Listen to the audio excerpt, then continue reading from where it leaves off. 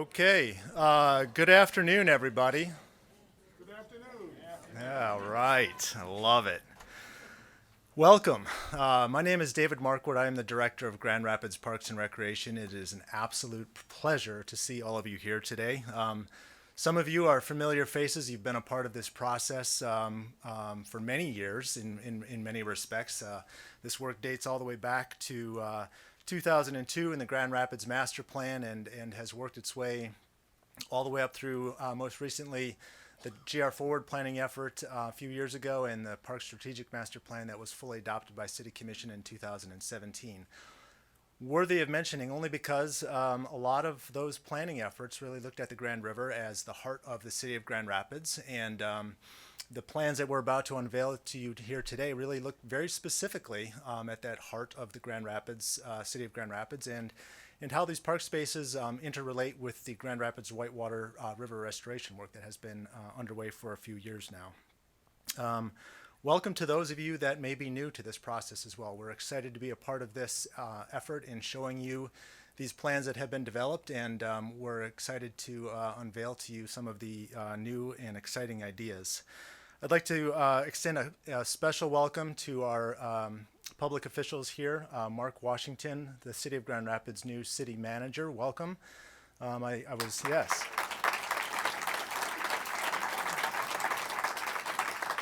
In a meeting yesterday with Mark, I was reminded that he reached day 31 yesterday. Congratulations. In city time, I think that's, 31 years, right? I'd also like to extend a welcome to County Commissioners Dave Belkowski, Commissioner Skaggs, and Commissioner Talon as well. Welcome. It's good to have you here today. And a special thanks goes to Eddie Tadlock and SMG. Thank you so much for the space that we are in here today, the incredible room for lunch overlooking the river corridor, and all that it is likely to hold for us in the future. So without further ado, I would like to invite Matt Chapman up to the podium next. Matt is going to walk us through the Grand Rapids Whitewater River restoration work and give us a little bit of an update on where things stand and where they're intended to go. Matt?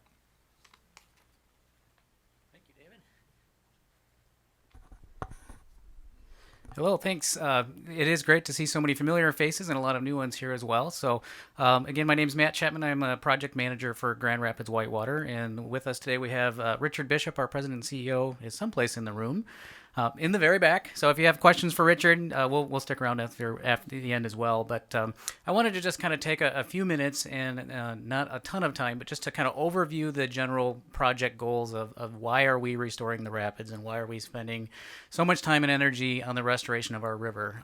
We have really seen the restoration of the river as a catalyst for future river edge development. And the team that's here today has some really great images that I think the whole community will be excited about. As David said, we've been at this for a few years, going back to 2008 and 2010. We were officially formed as a nonprofit, and we've probably said every year since then that we'll be starting construction in the river in 2 years. And we kind of laugh at that, but we hope that today we are getting close to that reality. So first, I just wanted to, again, thank the number of partners that have been involved in this project for a long time. As our organization is the 501c3 organization spearheading the vision, we could not do this alone, and the City of Grand Rapids has been a huge partner in that. They have partnered with us on community engagement, design, engineering, planning, making sure that we integrate this process with the parks and that we really think about not only restoring the river, but the whole river corridor so that everyone can feel welcome. The Grand Valley Metro Council, Wendy is here today. Again, another huge partner helping us reach out to upstream and downstream communities. The Grand River affects a lot of people, not just the 2 miles here in Grand Rapids. So we want to thank them, and then Downtown Grand Rapids Inc. and all their process with the GR Forward process as well. We have a number of state and federal partners. As you can imagine, we have a responsibility to interact with nearly every federal and state regulatory agency. And we've been doing that for a number of years and doing that in a really unique way that's proactive and trying to work with these agencies. So we appreciate the fact that when we pick up the phone and ask questions that they answer and help us through this process. So just real quick, I wanted to kind of overview the project goals, and I think early on this project had a lot of focus on recreation and kayaking, and hopefully what you'll see today is that this project has so much more than just recreation and kayaking, that this really is a way to impact the entire the future of the city and provide opportunities for the community to really think differently about how we interact. So we want to restore the rapids for everyone. We had rapids that gave our city its name, and we want to bring those back. We are really focusing on trying to improve habitat and water quality improvements. We have a federally endangered snuffbox mussel that lives in the river. We have state-threatened species like lake sturgeon. We have invasive species like sea lamprey. And we need to balance all of those elements to try to create good habitat with the also the goal to improve the recreational opportunities. So we're working on that. We'll talk briefly about some of the economic opportunities and what that looks like, and when we start to look at the river corridor and the currently underutilized properties. And again, there's a lot of really great slides coming up today. And then we want to make sure that, again, that we're looking at those city-owned properties and creating easily accessible corridors so that the neighborhoods can get down to the river and that everybody can enjoy that. And again, that's work that came out of the GR Forward process and other city planning processes. So when we talk about the social benefits, we have long turned our backs to the river, and the Grand River has historically divided the east and west sides of our neighborhood, and we really treated it like a sewer, and we used it as a way to get rid of the things that help us build the city. But as we've been talking and working with the partners and working with the community, there is a much greater buzz and attention about the value of the river as a social gathering place. And I think we already see a lot of great evidence of that. We have a great trail system downtown now. There's going to be a lot of great improvements. We have events like Movies on Monroe or formerly Movies in the Park that are bringing thousands of people down to the river edge. And the river is now starting to be that gathering place for the community. We also think that it's very important that this project utilizes the opportunity to educate students about the river and about the city and how we were developed. And that's especially true for our Grand Rapids Public School students, many of which have never even been down to the river, have never touched the river. And there's just so many great opportunities to get these students involved and learn about careers in engineering or water resources or environmental services so that they can continue to build off of education that they learn about maybe in their Salmon for the Classroom program or Teach for the Watershed, and can actually go up and become the leaders in the environmental industry someday. So we've been partnering with ELGRO, the Lower Grand River Organizational Watersheds, as well as the Grand Rapids Public Museum. We held a summer camp this year for some students. We actually, Heidi Dunn, who's the lady here in the red hat, she's our malacologist that is working on our plan for preserving the endangered mussels. And we actually got 10 kids out digging in the bottom of the river and actually learning about mussels. Most of those kids had never been in the river, said they wouldn't go in the river, and 4 hours into that first day, they were digging for mussels. So it's a great opportunity. On the environmental benefits, I've mentioned this a little bit, but this section of the river is very degraded. Those dams that are out there today are not natural. The river bottom is very flat, very uniform, doesn't provide a lot of opportunity and habitat for the fish and the creatures that live in the river. So we are trying to be very intentional with the design to not only have those recreational elements, but also to improve the habitat, provide better quality habitat for the mussels. As we talk about removing the 6th Street Dam and exposing our historic limestone bedrock rapids, there's tremendous benefits for the state-threatened lake sturgeon, which is a very important species, something that we're really hoping that we can restore some of their lost habitat that is upstream of the 6th Street Dam that they have been cut off to for hundreds of years. So we've really, again, been working with the state and federal agencies on trying to make this the best project in terms of ecological sense and environmental sense as well. In 2014, we did an economic impact study, and we had Anderson Economic Group that looked at 5 cities around the country that were doing similar riverfront or water revitalization projects. And they were able to estimate from those studies, and there's been more since, that an estimate of $15 to $19 million per year would be returned to the regional economy in the forms of new recreation. So that's people coming to kayak, to fly fish, buying fishing gear and equipment in the stores, staying at one of our many bars and restaurants, hotels, those sort of things, visiting downtown. So we think that's a really great investment, a return on investment. The project, as I'll discuss here in a second, is about a $44 million project. And to see that type of revenue coming back to the economy is pretty positive. The study also looked at some of the underutilized properties and estimates that about $285 million in capital investment will take place about 10 years after the project is complete.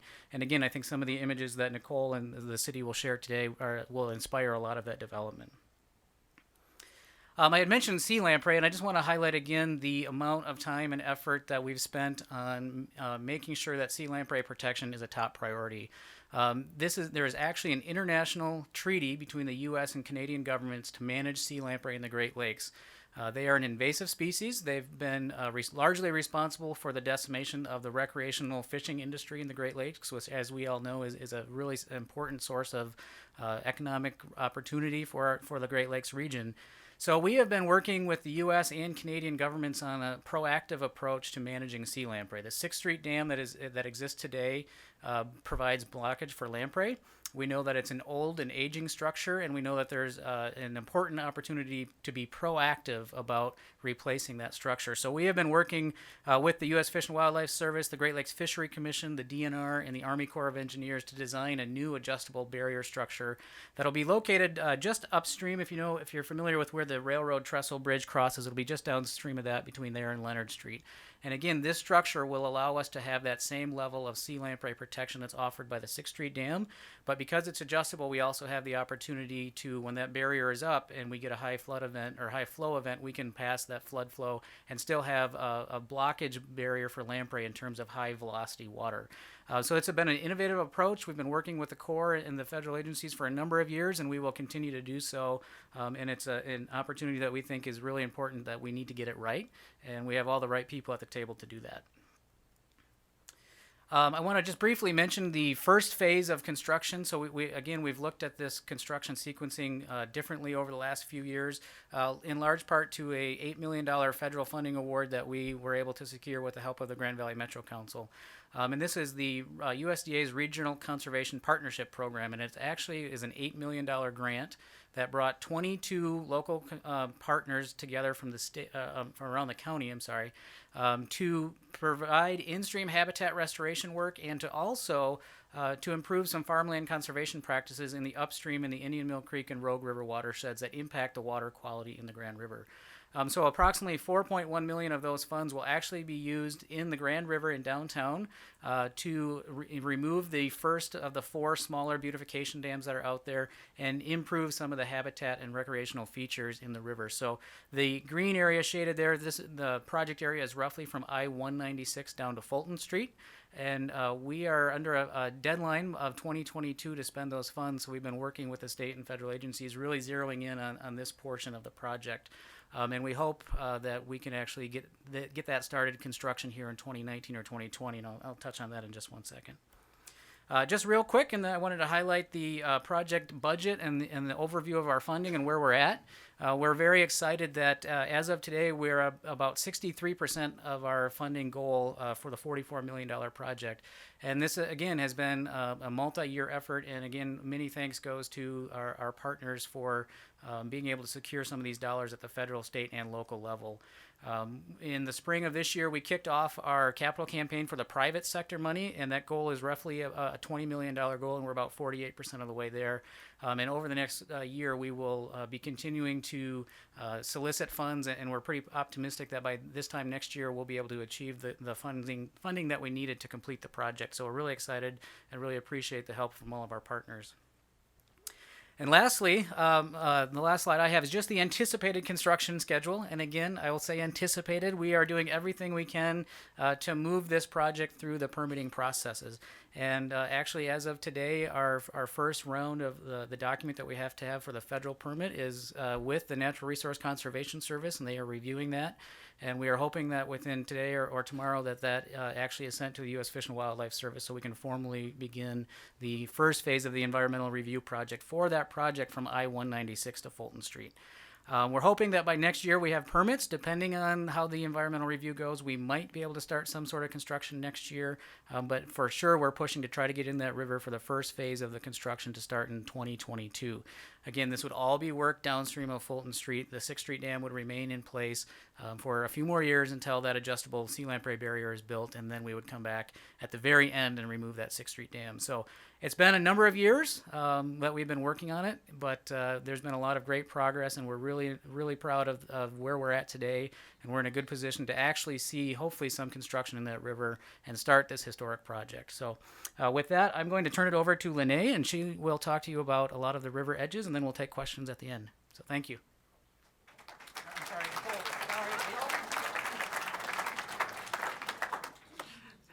Matt started to introduce the great local team that we've had so I'm Nicole Horst with Wenck Associates, and we have been leading the project for the dry. So Matt talked about the in-river work, and now I'll talk about the public spaces along the river edge.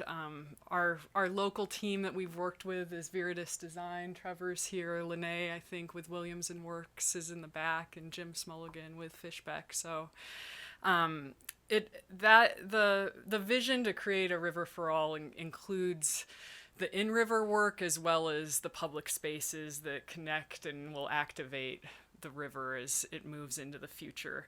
The project area, and let me see here, includes 7.5 miles of river from at the north end, Riverside Park, all the way down to Butterworth. So it's all within the city limits. We had incredible, robust public engagement. It was part of this that built on what GR Forward had done to start to think about the implementation of the vision and these projects moving forward. And then it includes 3 major components. The design guidelines, and I'll talk about each one of these. The strategic asset management plan, which is really the management and maintenance of these spaces to make them successful, to make the recommendations successful long term.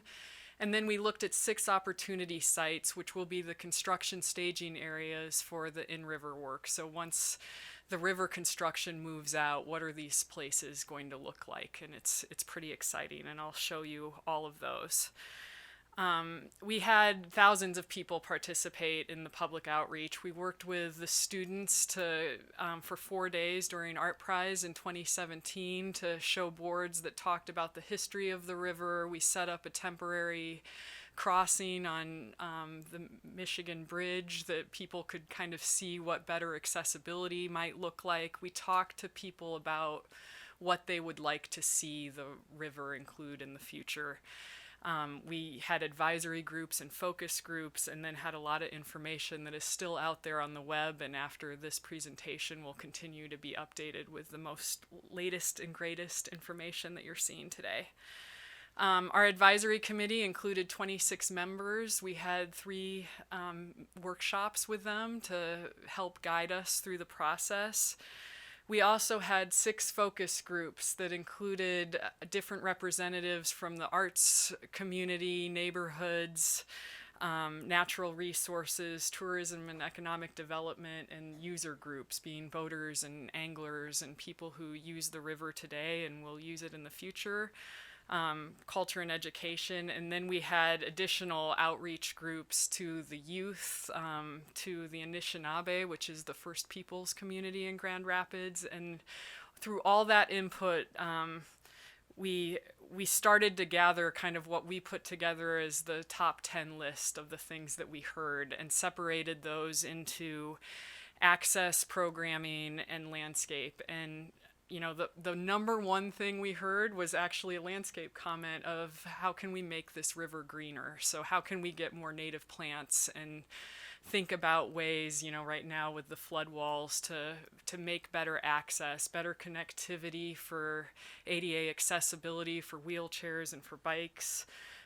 Programming wise, to have activities in multiple places that you could go along the river trail and stop and have dinner at one place and go to another and experience something else. And history of the river and the different communities in Grand Rapids was also something that we heard a lot about, and I think is reflected in the plans that I'll share with you today. The design guidelines is really a long-range planning document that's going to help guide decision makers with the city and developers to start to transition the corridor into an integrated community asset. So it's broken into two different sections. The corridor-wide guidelines. So I can't turn my head without feeling like the microphone goes away. So the corridor-wide, thinking about how this all ties together. It looks at circulation, river edges, resilient systems, which includes stormwater management and planting, signage and identity for the corridor, public art, and historical and cultural themes. And then the second section is this site types and character areas that start to create unique and diverse identity for different sites throughout that, so it doesn't all feel too uniform, but that there's something that does tie it all together. So what you would find in the corridor-wide guidelines for circulation is a primary river trail, and it's at its minimum 10-foot wide concrete trail, 14 wide for the majority of the way, where it gets wider where most people are, and then looking at secondary trails that allow a lower river access edge. And in some places where it's tight, it does propose a cantilevered section where if development is right up along the edge, that there would be places where the trail is continuous throughout. It looks at river edges and kind of breaks those out. So you can see on this map, like there are many different types throughout the corridor, depending on what the adjacencies are.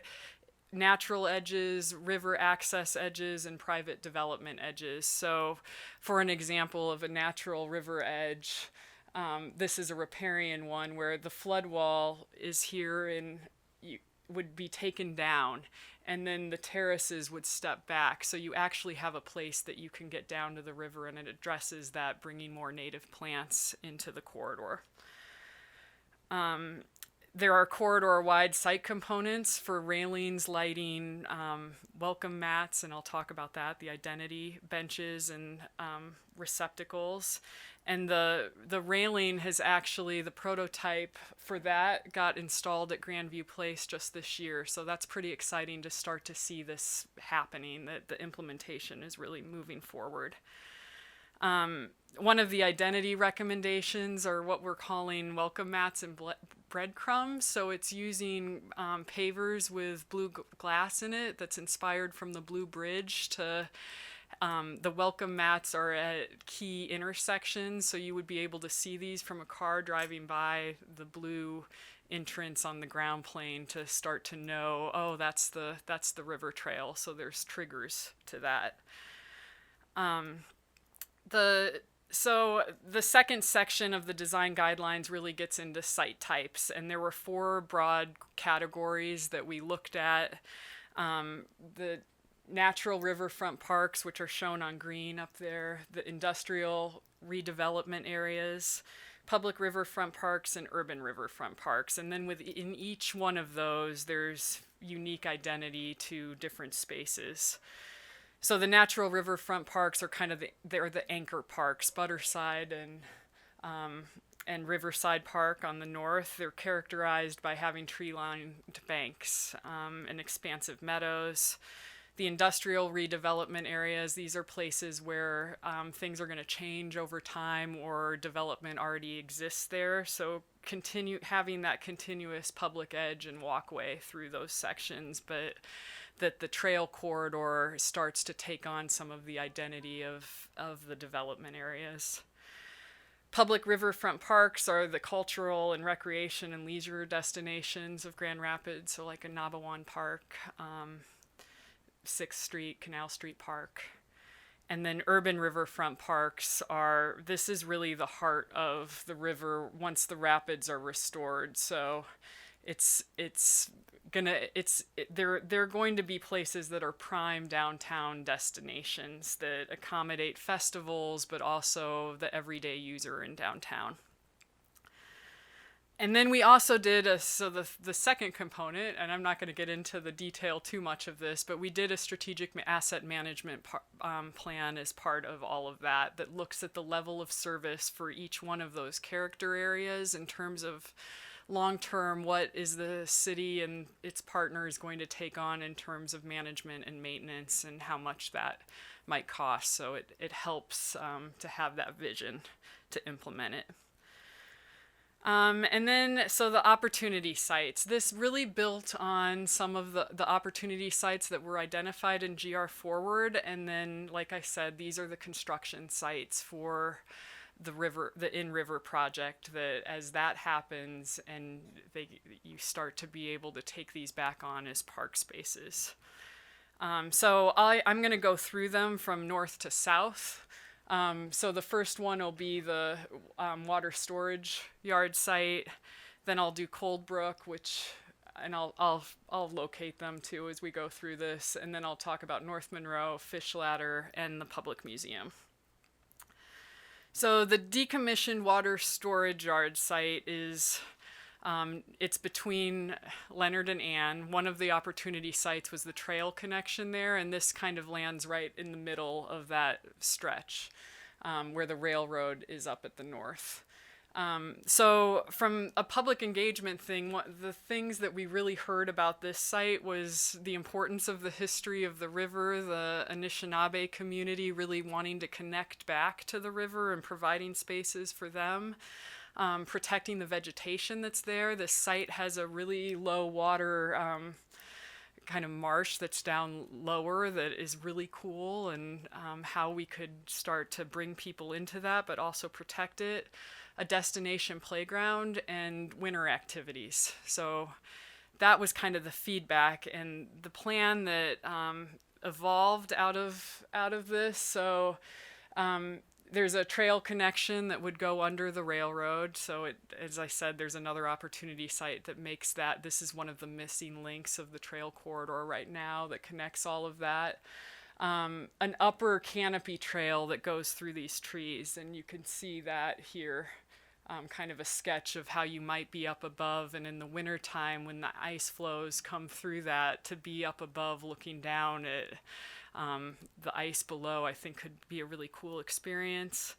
A winter lodge is here, so we have public fire rings outside of that, and then we have a ceremonial fire ring for the Anishinaabe that would be protected for them, their culture. And you're smiling, you could explain this better than I can, but it was such a great engagement process with them, and asking for spaces along the river when they have a death in the community. They light a fire for 3 days, and historically they used to have that along the river, but don't have a place for that anymore. So we provided that through this process, and a place for them to use, which I think is really cool and exciting for them. We also, in terms of the history, the idea of a logjam inspired playground that builds off of that history of how the river used to be used, and has this opportunity to teach more about that. So this is the perspective plan that we put together for that, and you can start to kind of envision how it would work. ADA accessibility, that you could start to get down to the river. This is the adjustable hydraulic structure that's part of the river restoration work. Terraces that step down for fishermen to get down below the structure, which I think will be highly used, and then an overlook up above. The storage tank, this was another idea that was on that board, of repurposing that for a community event space. And this would definitely be a public-private partnership, but the arts community is strong, and arts was something that we heard. How could you really take the roof off of that, open it up to the public, have weddings and events inside of that, and kind of make it something really special that gives a nod back to what the site used to be. So the Coldbrook site is just south of Leonard Street. It's where the demonstration site was as part of GR Forward. So this one we heard a lot. Like we want almost everything of the top 10 list on this site. Education, inclusive recreation, starting to really make this a river-oriented destination. So right now, you can see this building is the existing pumping station, and that's going to be decommissioned. And so what we've done as you look at this plan, so the footprint of that was larger, keep repurposing part of that for indoor outdoor education recreation to be able to operate out of that building.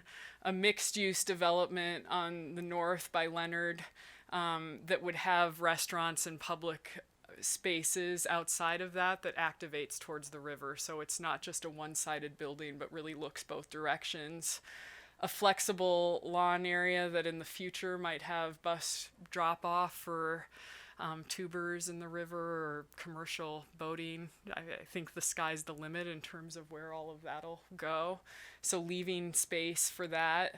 And this site is pretty cool because historically Coldbrook Creek went through the site, so we're proposing daylighting, a low flow of that could actually be a water feature, and I think for kids to play in, and I think you get to see it a little bit better in the perspective where the outfall comes out, being able to actually have a entrance down there where kids could learn about, or students, about water quality as it's coming out of Coldbrook Creek and running through a wetland, and then what the water quality is as it kind of goes into the Grand River. So this opportunity to start bringing some of that greenness and native plants into the site.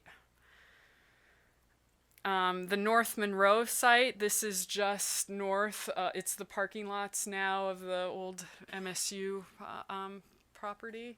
It's just north of I-196 and just to the south of 6th Street Park.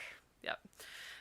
So we heard for this one performances. This site was used once to test that out, and I think people were pretty excited about the possibilities of that continuing in the future. ADA access from a river standpoint, it was really important to be able to get tubers out of the river here. So these two sites, North Monroe and Fish Ladder, are in that heart of the river. These are the more urban type parks. What we're proposing with this one is an ADA river access that brings you down and then takes the flood wall down and creates step terraces. So you could sit all along this edge and watch what's going on in the river. An event pavilion which really supports river-oriented and outdoor recreation. So it could be a building that not only serves as a pavilion to have festivals there, but could also have bike rental or boat rental or whatever happens as kind of we start to learn more about how the river starts activating. There's a skate park underneath the highway, so that kind of has a symbiotic relationship with them. And then this lower mid-level terrace that starts to get you closer to the water. So you're not just always 20 feet above, but you start to be able to get closer. And this is the rendering of that one. So you can see this edge where tubers can get out of the river. People could sit along the terraces. You're coming down, and here you're kind of staying up higher and going into the park. So the Fish Ladder site, I think a lot of what we heard on this one was everybody's love of the current fish ladder sculpture. The people go there to really watch the fish move through that. People also go there because there's shade in this park, and I think using those picnic sites that are closer to the parking lot. A lot of this site is used by the city for water treatment, so this whole area we stayed out of and kept access into that for maintenance. Put a fish cleaning station here. The hopes with that is that it would be updated from the ones that are in the Grand River corridor now that really start to tell the story of what fish are in the river and the educational opportunities that could be part of that.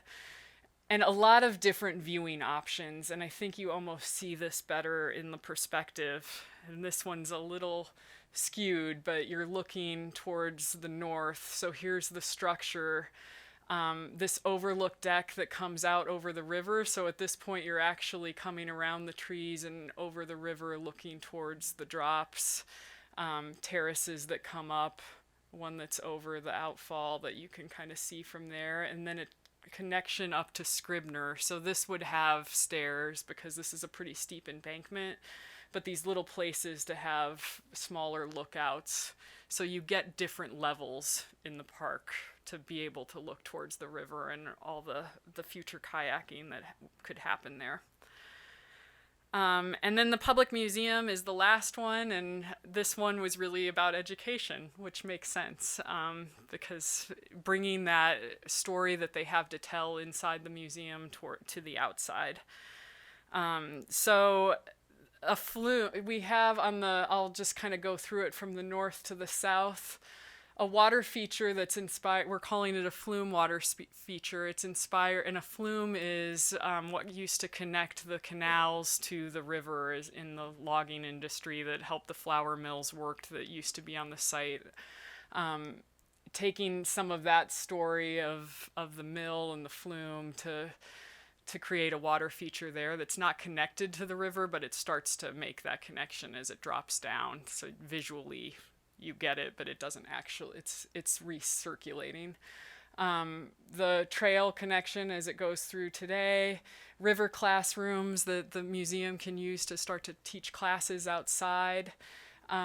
This woods adventure area, and this is another cool thing that I think we learned through the process, is during the logging industry, is Dale here too? He I always think of you when I tell this story, but it was kind of the Wild West with the logging industry where they would brand the end of the logs, and sometimes people would take and cut the end of the log off and then rebrand it with their own brand, which is not very ethical, but kind of a funny story. So a connection down to the river of these stumps that would have those brandings of the historic brandings on there. So you start to learn and be able to tell some of these stories that we heard through the process. And then an overlook deck. And then the South Lawn has an amphitheater and still functions for weddings and art prize. And so that's the rendering of that, where you can see kind of this overlook deck. And the museum, when they expand, are planning to have a restaurant that opens up to the outside there. So being able to get your coffee and come out and sit and look towards the Blue Bridge, it has a great orientation. So those are the opportunity sites, and the next steps for the dry is, as the river restoration happens in phase 1, to be able to start coming in and doing the parks through that. The city approval process for the design guidelines and everything that I showed you today, it'll go back to city commission for adoption. And then starting to identify the funding sources. So Matt talked about the funding sources for the river. Now it's kind of time to start thinking about the funding sources for these sites as they come online. And then we heard a lot of other things through the public outreach that we shared with the city, and the city is working on moving things forward as they can. So, questions came up about how do kayaks work on the dash buses. So that's something that's in conversations. Being able to swim in the river. Right now there's an ordinance that you can't do that. So they're working on that, providing educational partnerships with schools, equity and diversity throughout the construction process to continue that, to be able to have this to really be a river for all, and thinking beyond just what this process was, but how that moves through into the future. And now that's the end of my presentation, and we have a panel that we'll bring up and would love to hear questions from you guys. So our panel is really our experts of our core city team and partners through the process. So we've got David Marquardt with Parks, Tim Kelly with DGRI, Suzanne Schultz with the Planning Department, Wendy Ogilvy with Grand Valley Metro Council, Jeff McCall right here with City Engineering. Who else is on my list? Stephanie Orgren with the Public Museum. And Matt Chapman who. So I will MC this, and if are there questions? Oh, I am going to have to start with my own questions.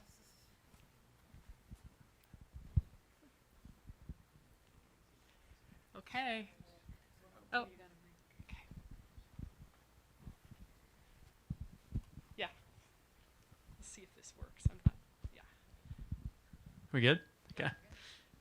So I just had a question. You said the funding before, the 44 million, was that just the wet side? Correct. Just the in-river restoration work. Yeah. Okay. So then when that is completed, that's when all the dry stuff starts. It's not like starting at the same time. Yeah, the plan is with these sites is to try to have that conceptual plan. So as we're using these sites for construction access and staging, there's a plan in place. So when we're done with that 4 or 5 year construction project and back out, we can restore them to some of these community visions. Gotcha.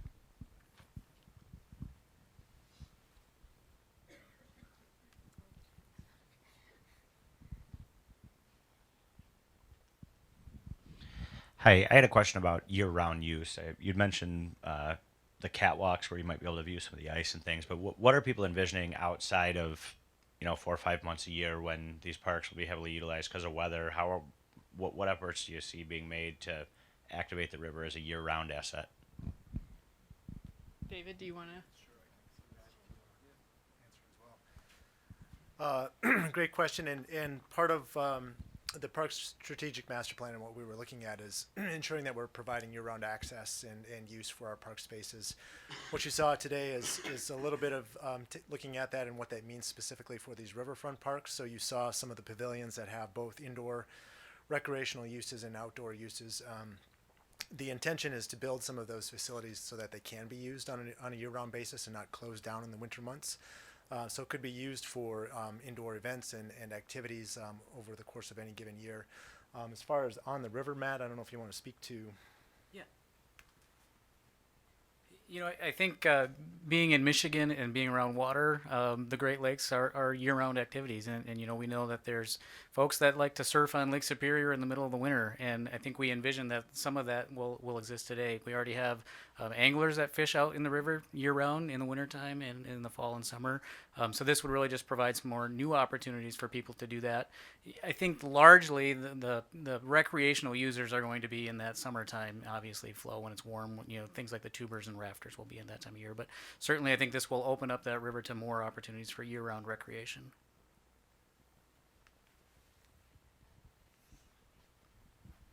Yes, one thing that I did not hear about was housing along the river, increased housing. Oh my God. If someone could respond to that, please.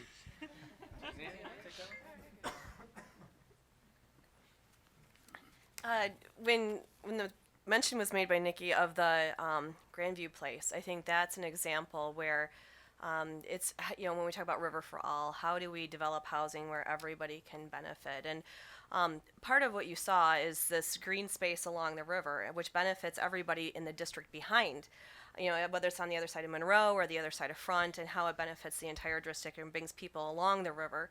So when we talk about development for housing along the river, maybe it's not right on the river's edge, but within that district and increased access to the river. But then also providing for a variety of different incomes. So Grandview Place is a great example that we worked very collaboratively with the developer and Mishta. That project actually is an affordable housing project on the old Ryder site on the West Bank. And that's providing 68 units of affordable housing for people with 30 to 60% area median income, some of it which is supportive housing for veterans. And so how are we also being proactive in ensuring that it truly is providing for everyone in our community, that it's not just the super expensive condos that are being developed, but also providing opportunities for all ranges of income. So we're very mindful of that and have already started taking actions towards it. Yep. I'm just wondering if there's an illustration that shows what any of this looks like during flood stage. You can kind of imagine looking at those pictures, but has somebody drawn a picture of how much is underwater during flood stage? And has any of this design improved the flood conditions during those high waters?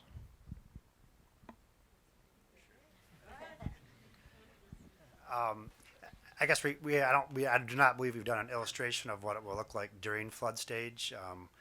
I guess the last couple rain events we've had, in the last 5 years where the flood has come up to an elevated level, areas flood out, the Abnabawan Park, it would be very similar.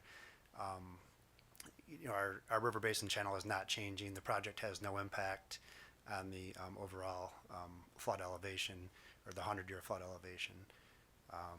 And what was the second part of the question? Okay. Oh, it's really no change. So. And the strategic asset management plan does also look at where those higher likelihood with the new plans would have flooding and takes that into account.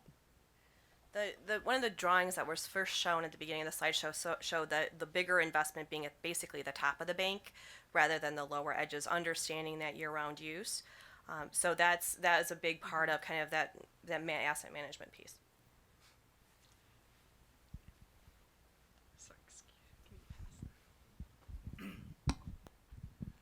I don't know if it's the real scary question, but we heard a $44 million price tag for the wet.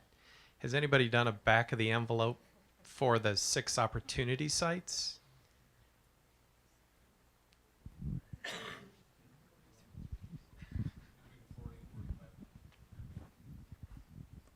So yeah, we did. It's upwards of 40 million is the estimate today. Yeah. And they're schematic design plans, so I mean, as it gets further along, I mean, it's hard to put numbers to things at the level we're at right now, but that's the range that we're looking at. I'll do one, and then I'll come back up there. The wet process is going to take a period of years before it's all complete. So there's going to be interim periods in here of river level. But unfortunately, it's going to look pretty ugly for a couple years. Like you said, this construction project will take a number of years when the contractor will actually be able to be in the river due to higher flows and things like that. So there will be a lot of disruption to the parks and the river edges, and for that first-time visitor coming in, maybe for a conference, it might not look as pretty. But we hope that that big vision of what we're showing here and what you see here today, that the community will stick with us through that process and keep that long-term goal in mind. In terms of the first part of your question on the usability of the river during the construction, I think that's an area that we need to do a little bit more study and research on. The city certainly needs to weigh in on that. The public safety, fire, police, fire rescue might have an opinion on that, again, depending on how those water flows change during construction. So I would put that back on, again, the great partnership we have with the city that we'll work through those. David, anything you want to add to that? Yeah, just a kind of an overview. Wendy, you mentioned just to talk about how it would be constructed. And we actually have a very similar project underway that's being constructed in the river right now. You may have seen the MDOT I-196 bridge expansion project. They're putting a new lane on I-196. So they actually have a cofferdam in the river. And they started, and essentially they dried up half of the river, the west half first, and they did their additions of their concrete piers in the riverbed. They flipped that cofferdam to the east side, dried that up, and they're working, and that's what we see out in the river today. We will do a very similar process, but just on a much larger scale. So that first phase of construction that I mentioned from I-196 to Fulton Street, it's likely that you'll actually see a center cofferdam dividing that river in half, and will divert the flow from one side of the river to the other, do the work in the dry side, and then divert the other side back and complete that work. So Tommy Allen here. So when you guys are looking at this large price tag, there's 2 of them here, the wet and then the full package. Has there been any conversations about like how much we're kind of anticipating might be coming from the philanthropy community? Are they going to be on the hook for all this, or is there going to be governmental? Are there other pools of money you guys have been talking about that we can kind of help chip away at this amount in advance as we think about what that dollar amount might be? I can at least touch on the wet side of it, and again, going back to that one slide. So our goal from the private sector for the wet portion is roughly 20 million, and again, we're at about 48% in commitments for that. The funding that we've approached the federal government and state government is really from funds that relate to things like Sea Lamprey, which is an international and federal government responsibility. So we've been able to work with the Great Lakes Fishery Commission to get some federal dollars for that. David or anybody else want to talk about the dry side of it? Hey everyone, I'm Tim Kelly with Downtown Grand Rapids Inc. Tommy, good question, and Commissioner Bulkowski, I think you touched on it too. I think we're all recognizing that there's going to be a significant price tag to this, and so I think all options are on the table. And one of the things that we're going to be doing coming out of this is looking at kind of a long-term governance structure. So how are we going to pay for these improvements? One thing I want to highlight is that these are 6 of the opportunity sites that we've identified. There are about 20 additional ones that down the way we're going to want to think about how we can creatively activate them. So the price tag will certainly be higher than what we're talking about today. And so we want to make sure that we're evaluating the right opportunities for funding, and then also thinking about once they're in place, how are we going to maintain them? Because that's the other side of this, is that it's one thing to build something, it's another to make sure that it's sustainable and it has a long-term revenue source to pay for it. And so I think those are some of the conversations that are going to start coming out of this as we think about not only paying for it, but the governance piece. So we'll do one more question here because I think we're at 1 o'clock, and then I'll just say this now, so in case, but and then I'll pass it off. The drawings are outside too, so you can see them, and they're also on the River for All website. So, but we'll wrap it up again. But just oh, great! Make me last with my complicated question. Hi, good afternoon, everyone. My name is Letitia Lipscomb, and so this looks very exciting. I'm really excited about the opportunities that we have here to improve our rivers. But as we're talking about a river for all, one of the things that's kind of given me a little bit of pause is this question of access and equity. And you talked about restaurants, you talked about wedding rental facilities, you talked about kayaking, you talked about tubing. For a lot of people, those are expensive activities to engage in.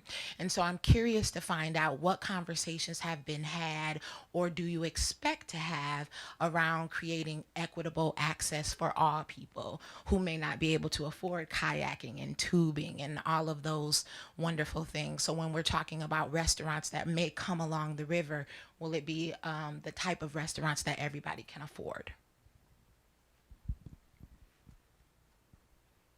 I will add, because I do have one thought on that, and then I'll let David answer too. In terms of river improvements and kayaking and things that go along with that, because you're right, it's not only expensive, it's also something that not everybody knows how to do. That a lot of the users that end up going to the river to watch that is 80% of people that are just watching. They're not actually participating, but it is an activation piece to the river. But then I'll let David kind of address it more specifically.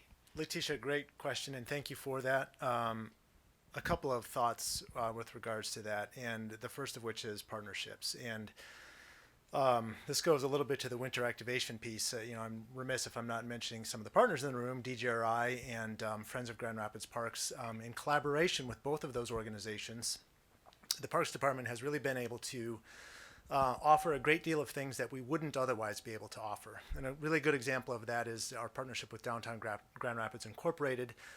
Through the summer months, they have been working with us to offer free outdoor fitness classes. Those happen on the Blue Bridge, they happen in Rosa Parks Circle, they happen in a great number of our park spaces. And I would anticipate a partnership like that to only continue and grow, so that we are ensuring that we've got good, equitable access to everybody, no matter what anyone may be able to afford. Friends of Grand Rapids is doing the same thing. In a partnership with them this winter, we are talking about offering cross-country ski equipment and snowshoe equipment to individuals to use at no cost at our park facilities. And I would continue to expect that partnership to grow, so that we're ensuring that we're offering these opportunities for everybody across the city. The other thing I wanted to touch on too is that opportunity site at the Coldbrook building. And the intention there is both private development and some public open space, but the intention there also is to ensure that that is a very publicly accessible recreation facility, indoors and outdoors. Again, something that is led by the Parks and Recreation Department, again, so that we're ensuring that we've got good access for everybody, and it isn't the high-end restaurant or the high-end bar that you have to pay to be a part of. Tim, you want to talk about the Bronx River? I know we're running short on time, but one other thing I wanted to touch on to your question, Letitia, is that I think all those activities that you just mentioned are also opportunities for entrepreneurship, economic development, and thinking about ways to provide jobs. And, you know, thinking about this asset and this opportunity, I mean, this is truly a transformational moment for the community as we think about the river and all these opportunity sites. And if we look at the corridor throughout the city and the opportunities to generate jobs and economic development, I do think if we can think big picture and start to incorporate some of these goals around equity and inclusion that we have in the community, I think this project and this moment is really the time to do that. And so I think that's a lot of the work that we want to make sure is happening as we come out of these guidelines. I just want to add one more thing to that. Sorry, I just wanted to. You had mentioned what conversations are coming up, and we are working with DGRI and the city as well. Actually, bringing members of the Bronx River Alliance into Grand Rapids in late November. The information on that will be coming out soon. But the goal of that is to take some lessons that they learned going through their process. How do we engage those communities? So we'll have a lunch event, and then there will also be a community dinner. It looks like at Link Up. So we'll be inviting members of the community. And lastly, on the final morning that they're in town, there will be a youth programming breakfast, and it's being partnered with the YMCA. And we will invite organizations that provide youth programming and get them to the table so that they can help us talk about the programming of the river and the river corridor, and make sure that we have those community partners that David and Tim mentioned at the table, so that when this thing comes online, there's a plan in place for that. So I just want to thank you all for coming. It's a great turnout. It's great to see so many of you caring about this. And a reminder, the plans are on riverforall.com, right? Pretty sure it's .com. They'll be up there. We'll put the presentation up there so you can tell your neighbors, share it with your friends. The boards that are out there, you can take another look at them again now, and they will be traveling around. So I'm not sure exactly on the location, but we've talked about a few places, and we'll get that updated on the website too, so you can know where they are. Anything else, you guys? Thank you, everyone.